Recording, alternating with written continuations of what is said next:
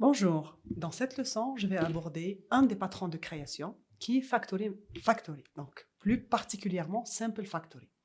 À vrai dire, Simple Factory n'est pas vraiment un patron parmi les catalogues des patrons cités dans les Gang of Four. Néanmoins, il est très utilisé par les développeurs. Dans cette leçon, je vais le détailler et représenter quand est-ce qu'on va l'utiliser. Alors, l'idée principale justement du patron Factory en général, c'est quoi? C'est de pouvoir séparer entre les créateurs et les objets. Pour cela, on a trois types de patrons. Le premier patron qui représente la leçon la leçon d'aujourd'hui, donc Simple Factory, il permet d'encapsuler la création des types d'objets en passant le type à la fabrique. Donc à chaque fois, si j'ai besoin d'un type, je vais passer le type à la fabrique. C'est une version un peu plus simplifiée du deuxième type qui est Factory Method. Factory Method, il va définir une interface pour créer des objets tout en gardant un contrôle sur le choix de la classe à instancier. Le troisième type de Factory, c'est l'Abstract Factory. Celui-là, il permet de créer des familles et des combinaisons d'objets ayant des liens ou interdépendants.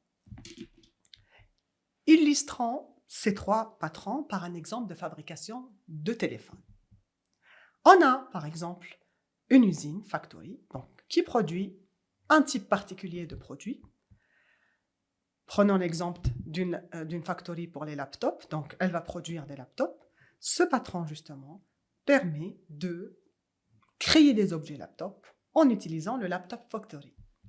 Le deuxième patron, qui est Factory Method, donc j'imagine que j'ai la Factory 1 qui va produire des produits, Factory 2 qui va produire les mêmes produits mais d'une autre usine. Donc ici, je vais produire un ensemble du même type de produits. En faisant l'analogie avec la maison Apple, je vais produire des PC ou des laptops Apple. Avec Samsung, je vais produire des laptops Samsung. Ici, qu'est-ce que j'ai fait par rapport à Simple Factory? J'ai une abstraction au niveau de la factory. Donc, au lieu d'avoir un seul produit et une factory qui est codée en brut, je vais déléguer la production des PC à deux usines, Apple et Samsung.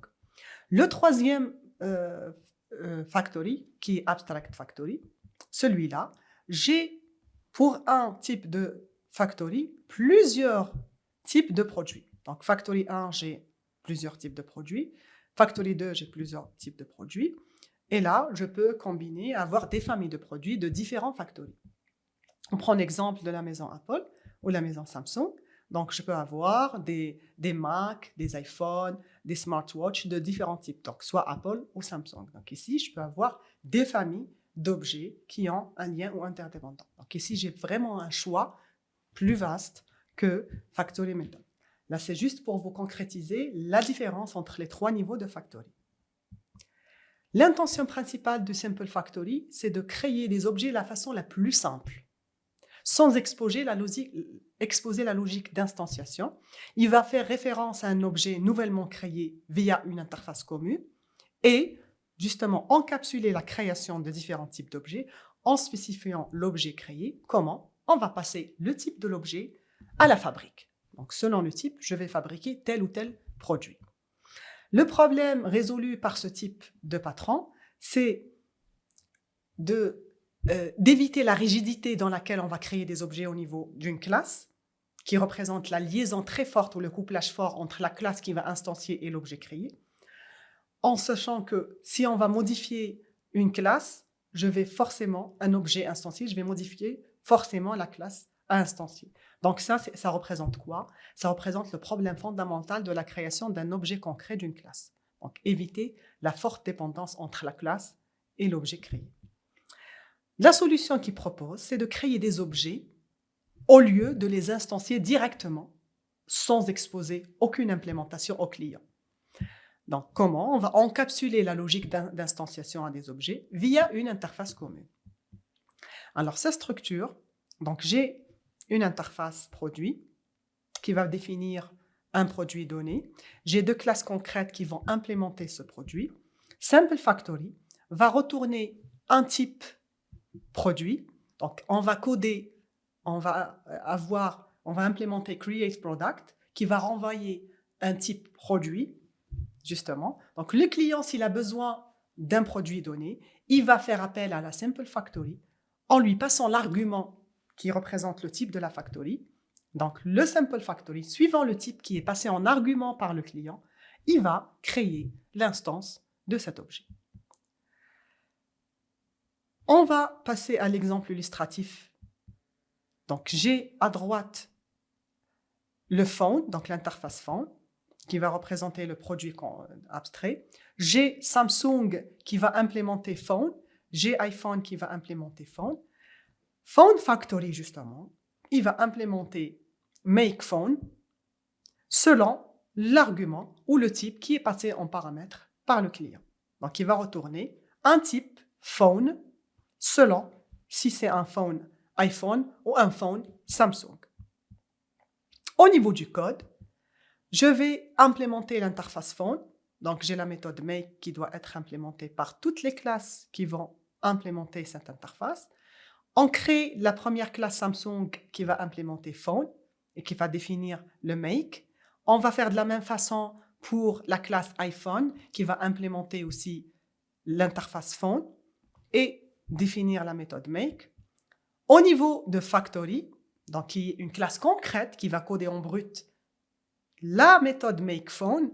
Donc ici, j'ai makePhone qui renvoie un type phone et qui y a en argument le type de phone qui est appelé par le client. Donc selon le type de phone, je vais retourner un nouveau phone, soit Samsung ou iPhone, etc. Donc ici, j'ai mis toute la logique d'instanciation au niveau de cette usine.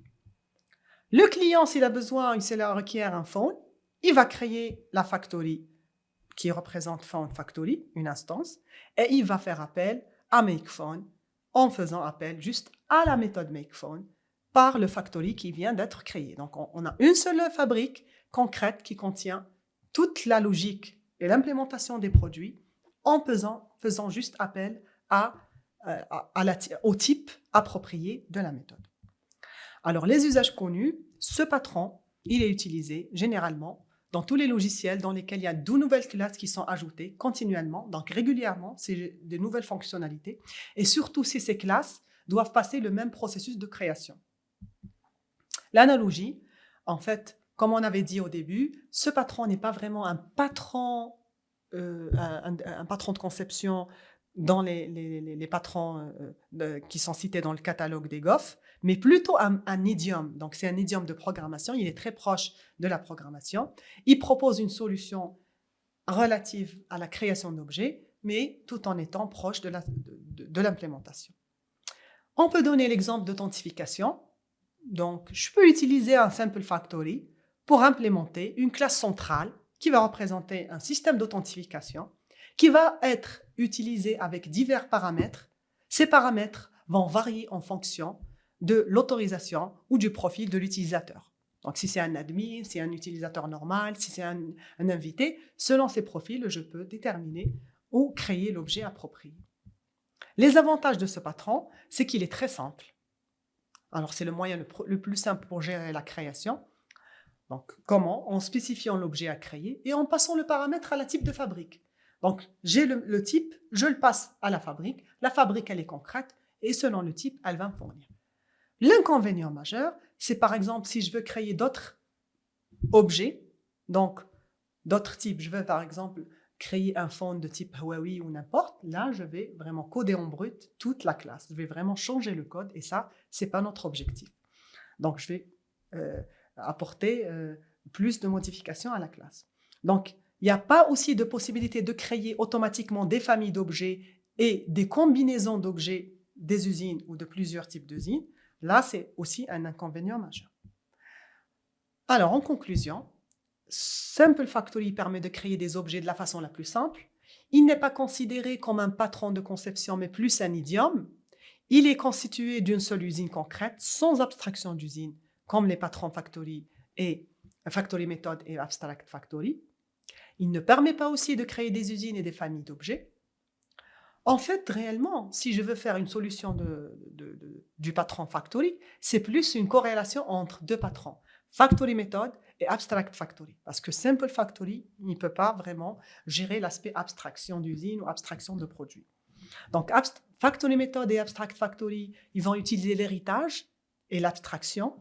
Factory Method consiste à créer un type d'objet et Abstract Factory consiste à créer une famille de différents types d'objets. Finalement, ces trois patrons visent à encapsuler la création d'objets en utilisant le principe de conception connu, encapsuler ce qui varie. La prochaine leçon donc, va aborder Factory Method et Abstract Factory. Donc, j'arrive maintenant à la fin de la leçon. J'espère qu'elle est très claire et elle vous est très utile. Si vous avez des commentaires ou des questions, n'hésitez pas à les mettre au niveau de la plateforme MOOC. J'y répondrai avec un grand plaisir. À bientôt pour la prochaine leçon. Au revoir.